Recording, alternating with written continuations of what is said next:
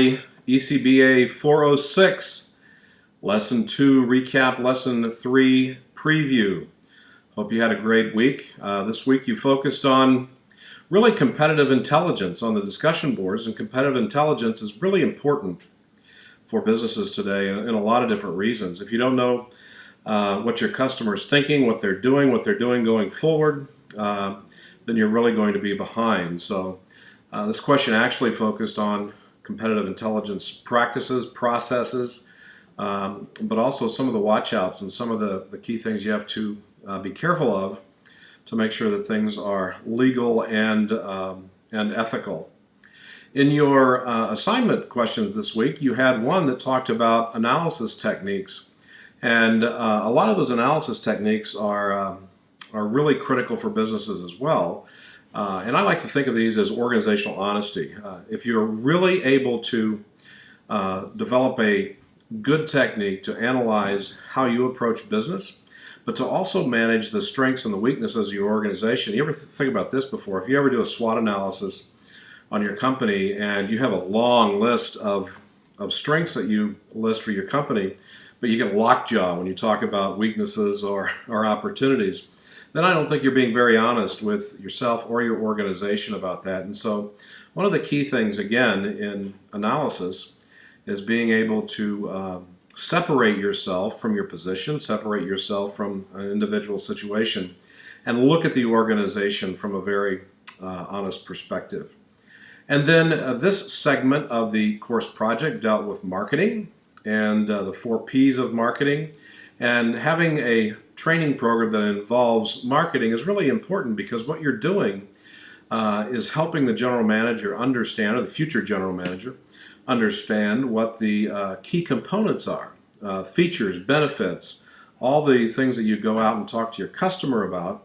They should be very focused on, they should be very knowledgeable on, because those are the things that you present as a competitive difference between the product or the service that your company offers and what you offer the consumer. So those are very important. So that's lesson 2 this week. Lesson 3 begins to talk about business models and business scaling, business analysis as well.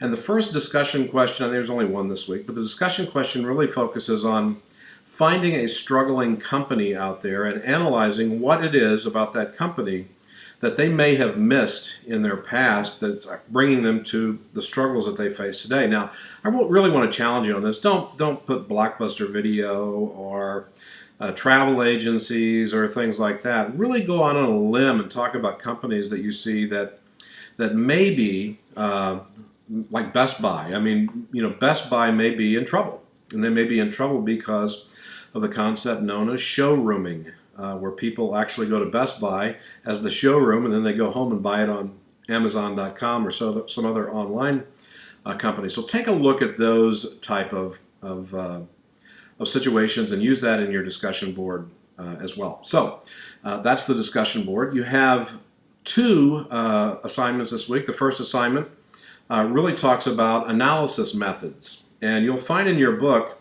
4 different analysis methods. You'll find one that talks about resource analysis, one that talks about business model analysis, value chain analysis, functional resource analysis, and those are the ones I really want you to take a look at. And then take a look at the company that you're writing about in your course project and compare those and find out which one you believe would be the most effective as you're analyzing that particular company's businesses or services that they offer. And so that's the paper you need to write. Remember, every paper should have a cover page, introduction, body headings, conclusion, and then a references page for the resources that you use. And then finally, the addition that you'll make this week for your course project deals with economics.